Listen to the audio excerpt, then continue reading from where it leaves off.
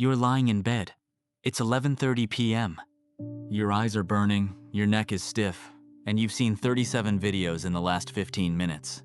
You tell yourself, just one more, and then I'll sleep.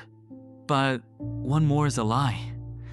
Because on the other side of that screen, there isn't a person. There is an army.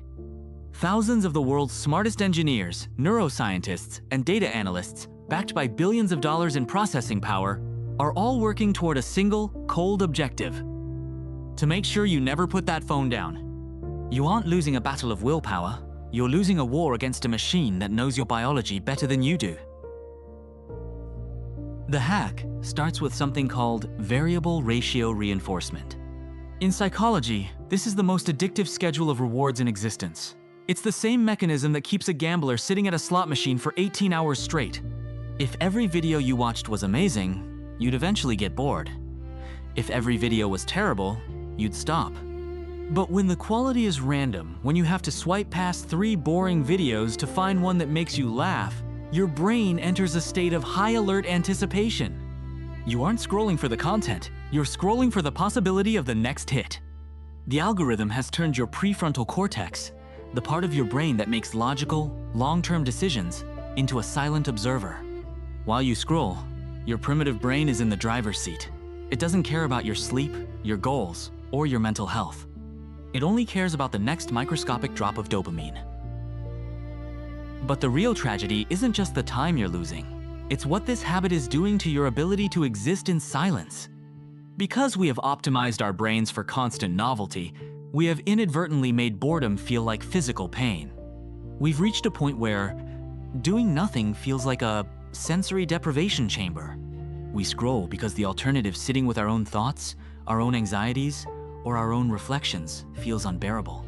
We are essentially hacking our own biological reward systems until our baseline for happiness is so high that real life feels gray and slow.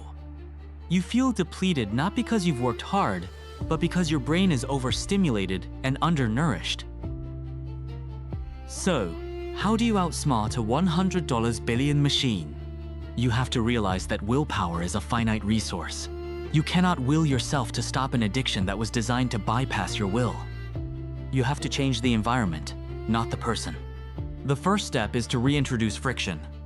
The machine works because it is frictionless. The next video plays automatically. Your phone is always within reach. To outsmart it, you must make it difficult. Move your apps to the last page of a folder. Turn your screen to grayscale. Charge your phone in a different room. When you make the bad habit harder than the good one, your primitive brain loses its edge. The second step is the 6-0, second rule. When you feel that itch to check your phone, tell yourself you can, but only after 60 seconds of doing absolutely nothing. In those 60 seconds, your prefrontal cortex has time to wake up. It has time to ask, is this what I actually want to do?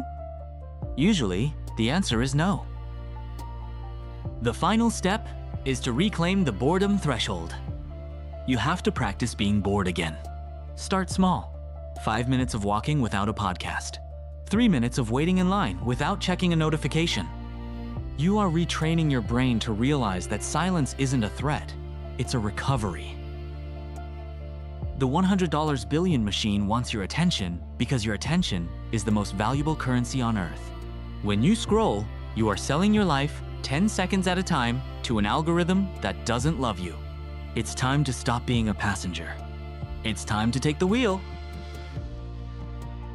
Your life is happening right now. Don't swipe it away.